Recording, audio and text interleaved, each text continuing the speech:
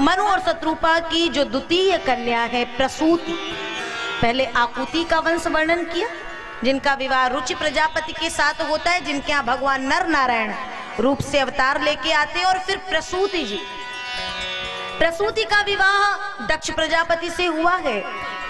और दक्ष के यहाँ 16 कन्याएं होती हैं और 16 कन्याओं में सबसे छोटी है भगवती सती। और सती का विवाह होता है भगवान भोलेनाथ से। इस चर्चा में हमें क्या श्रवण करना है ये देखिए। सर्वप्रथम सती अम्बा का जो भोलेनाथ से विवाह हुआ, एक बार बड़ा भारी ब्रह्मसत्र चल रहा है।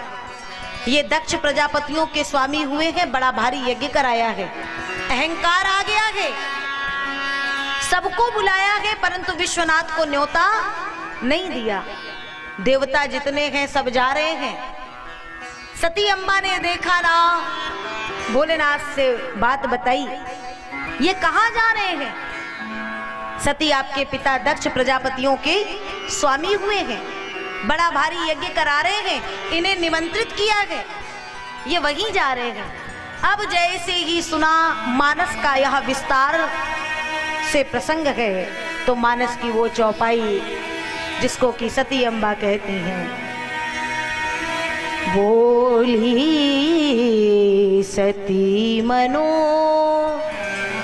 हर बानी, बोली सती मनोहर बानी कर, वे संकोच प्रेम रससानी, मीठी वाणी में कहती है, अगर ऐसी बात है तो मैं भी अपने पिता के पास जाऊंगी। कोई भी बेटी पिता के भवन की बात सुने तो जाने के लिए शीघ्र उद्यत हो जाती है। और आज सती अम्बा भी जब उद्यत हुई तो शिव ने रोका, सती तुम्हारे पिता हमसे विरोध मानते हैं, हमें नहीं बुलाया। एक बार बहुत बड़ा ब्रह्मसत्र चल रहा था, तुम्हारे पिता का आगमन हुआ, मैं प्रभु के ध्यान में लीन था, सबने प्रणाम किया, लेकिन मैं ध्यान में लीन होने के कारण उन्हें देख नहीं पाया, और तब से तुम्हारे पिता हमसे देश रखने लगे, और हमसे बैर रखने के कारण उन्होंने आज इस पूरी बड़ी समाज में अपनी बेटी मतलब आपको भी नहीं बुलाया, भुला दिया, बिसार दिया। तो कृपा करके यद्यपि गुरु के गृह में, माता पिता के गृह में और भगवान के द्वार पर, भगवान की कथा के प्रांगण में, ध्यान से सुनिएगा, प्रांगण में कभी किसी न्योते की आवश्यकता नहीं होती है। कितने जगह गुरु के गृह में, माता पिता के गृह में, भगवान के मंदिर में और भगवत कथा में किसी खास निमंत्रण की कोई आवश्यकता नहीं होती है सती, परंतु तो भी जहां कोई आपसे विरोध माने या बैर भाव रखे, और तो ऐसे स्थान में कभी जाना नहीं चाहिए, कितना भी घनिष्ठ क्यों ना हो। लेकिन जब सती नहीं मानी तो शिव समझ गए, अगर सती आ जाएगी तो ये शिव और सती का अंतिम मिलन होगा। भगवान शिव ने सती अम्बा को पग पग पे समझाया है और आज भी समझा रहे हैं, लेकिन जब नहीं मानी तो दिए मुख्य गण संग तब विदा की त्रिपुरार्य।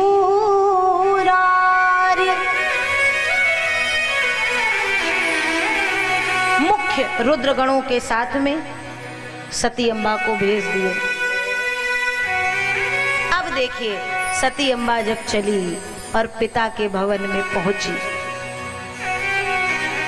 सती को देखने के बाद, बहुत ध्यान से इस प्रसंग को सुनिएगा, सती को देखने के बाद जितने जन हैं जो देखते ही उठ खड़े हो, भाई दक्ष प्रजापति की कन्या है, भगवान विश्वनाथ भोलेनाथ की पत्नी है। साष्टांग जो प्रणाम करते थे, उन्होंने मस्तक तक नहीं झुकाया। पिता भवन जब गई भवानी तो दक्ष त्रास काहू न सन मानी। केवल किसके कारण? दक्ष के भय के कारण, दक्ष के डर के कारण। सती को लगा इतना अपमान, आज पिता मिलेंगे तो मैं ये सब प्रसंग उनसे कहूंगी। लेकिन जैसे ही सती अम्बा भीतर गई और दक्ष ने दूर से सती को देखा ना, दौड़ करके यज्ञ मंडप से उठ खड़े हुए और फिर प्रश्न करते, सती तुम यहां कैसे? सती, मैंने तो तुमको कोई न्योता नहीं दिया, कोई निमंत्रण नहीं दिया, फिर तुम यहाँ कैसे? आज जितनी माताएं बहनें यहाँ विराजमान हैं, विचार करें कि अगर कभी आप अपने मायके पहुंचे और स्वयं का पिता कभी ये प्रश्न कर दे, तुम यहाँ कैसे? मैंने तो तुमको कभी न्योता नहीं दिया, उस बेटी के हृदय पर क्या बीतेगी? और वही वहां देखने को मिला क्या कि पिता ने जब ये शब्द कहे, लेकिन माँ का हृदय ऐसा है कि बच्चा हजार गलती करके भी आए, पिता फटकार लगाएगा, माँ सामने आकर के अपने लाल को बचा लेगी।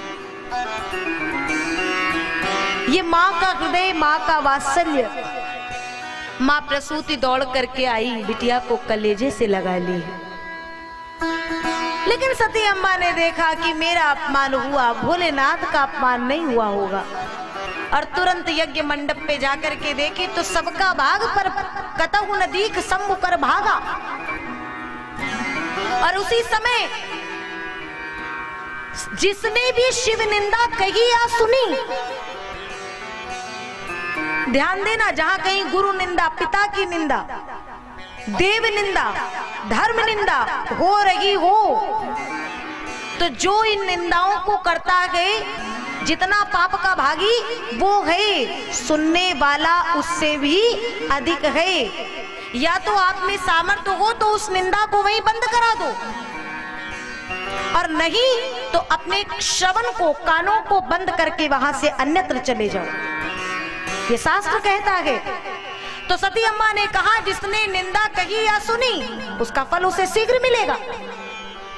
और मेरा मंद बुद्धि पिता दक्ष शिव निंदा करता है, और मुझे धिक्कार है जो मैं ऐसे पिता की कन्या हूँ।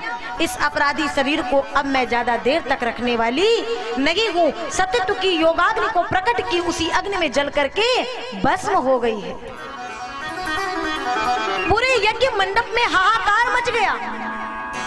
नारद को पता चला, दौड़ करके गए हैं, भगवान भोलेनाथ को बताए। भोलेनाथ ने अपनी जटाओं में से एक जटा उखाड़ी है, पत्थर पर पटका है, वीरभद्र नाम का गण उपजा। भगवान ने आज्ञा दी, वीरभद्र आकर के पूरे के पूरे यज्ञ की भूमि को दो पल में शमशान की भूमि बना देता है। और जिस मस्तक मुख से शिव निंदा दक्ष ने की थी, वो मस्तक ही धड़ से अलग कर दिया। चारों ओर हाहाकार है। भगवान नारायण और ब्रह्मा जी जाकर के भोलेनाथ के क्रोध को शांत कराए, और फिर कहते हैं कि कभी किसी यज्ञ को प्रभु अधूरा नहीं छोड़ना चाहिए। मंद बुद्धि है दक्ष, चल करके उसके यज्ञ को पूर्ण कर दीजिए। भगवान आए, यज्ञ को पूर्ण कैसे करें? दक्ष का धड़ अलग पड़ा हुआ है, मस्तक अलग है, तो उस समय मस्तक मंगवाते हैं किसका? हाँ, एक पशु का। और वो पशु कौन सा है? बकरा। केवल बकरा इसीलिए बकरे का मस्तक मंगवाया गया कि जब भी बोलेगा तब मैं ही बोलेगा। और मैं का अर्थ ही होता है अहंकार, अभिमान। और जो ज्यादा मैं करता है ना, ये मेरा, ये मैंने किया, ये मेरा है, उसकी स्थिति यही दक्ष की तरह होती है। तो आज के बाद दक्ष तू जब बोलेगा तब मैं बोलेगा तो, लेकिन इस मैं के भाव को, मतलब इस अहम के भाव को तू अंतर में आने नहीं देगा, इसलिए यह मस्तक जोड़ा, यज्ञ पूर्ण हुआ। फिर दक्ष ने कहा, जगत जननी मेरी कन्या के रूप में आई, मैं उन्हें पहचान नहीं पाया, एक बार दर्शन करना चाहता हूँ। सती अम्बा ने बाहर आने से इनकार कर दिया